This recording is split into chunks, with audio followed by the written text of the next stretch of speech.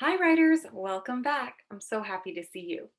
We've been working so much this week on making our writing even stronger, right? The first time you met with me this week, we talked about strong beginnings, really hooking our reader right away.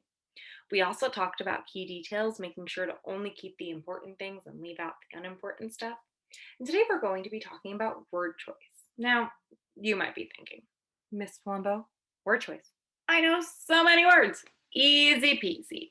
And I bet this will be easy peasy for you over time, but word choice isn't just about knowing words. It's about carefully choosing just the right word to really help your reader better understand your writing. So let's get started so you can give it a try. Today's lesson is Module 6, Week 3, Lesson 15. Make every word count. Word choice. Our focus question today is going to be, how can I choose words carefully to help readers visualize or think about, paint a picture, or understand my message? And friends, that's going to be our objective today, to identify words that help readers better visualize or understand the author's message. Now, we are the authors, right? We've been writing so many awesome pieces. So we want to make sure that we have a good understanding about what it means to choose really carefully, to choose our words really carefully so that we can use it in our writing. Of course, as always, let's go through our vocabulary first to make sure we have a solid understanding of all of the different things that we're looking at. Informational text is writing that teaches about a topic. That's an old one. You know that one real well. The central idea is the most important idea in a text. And key details are facts or examples that give information about that central idea. Okay, writers, let's get started. Good writers think a lot, so much about the words that they use. Do you see this good writer? He's like really thinking about what he's writing. Sometimes writers choose words that help readers paint a picture in their minds. Other times, writers choose words that will help readers better understand their message. And that can be extra tricky because sometimes words, they sort of mean the same thing or something similar.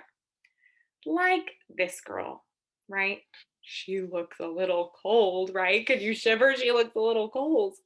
So some words have meanings that seem the same, like chilly and freezing. Both those words, chilly and freezing, they tell us that something is cold, right? But a writer might use the word freezing so that they can tell the readers more exactly about the something that is really, really cold. Or maybe to help the readers really visualize just how cold it is. I thought, looking at that word cold, maybe we could see it in a word web. Now, in this word web, we're going to start with the word cold right in the middle because that's the word we're thinking about. And now let's talk about other words that also mean cold that a writer might use. They might use freezing, we talked about that one, or chilly. We talked about that one too. But they both mean cold. And this is what this might look like in a word web. And it's really important to think about words like this sometimes and look at it in this way so that when we're writing, we can think to ourselves, what's a better way to explain what I'm thinking? So now I want to think about it with our text. Martin Luther King Jr., that's the text we've been reading all week long. We reviewed it last time we met. We talked about how he was a great leader. But he was a great leader, but everybody uses the word great. I feel like we could get a stronger word for Martin Luther King Jr. because he was definitely a great leader, but there's so many ways that we can use or say that word great in a stronger way to let people know how amazing he was. Another way you might say great is brilliant. Martin Luther King Jr. was a brilliant leader. Doesn't that sound a bit stronger? Notice how when we change just one word, our sentence got stronger. Martin Luther King Jr. was a brilliant leader. So now it's your turn. So you'll see that I have the web here and I have my word brilliant that I put up there, but now I want to know, what do you think? What do you think? So, of course, I have a sentence starter for you, so let me tell you. Instead of the word great, we can use, can you see that? Instead of the word great, we can use, good job. So let me show you how that might sound. Instead of the word great, we can use brilliant. Now you think of one. Are you ready? So of course, we're gonna wanna make sure we get this on Flipgrid, right? Click your teacher's link, tap record, submit your video, and make sure you use that sentence starter. Instead of the word great, we can use.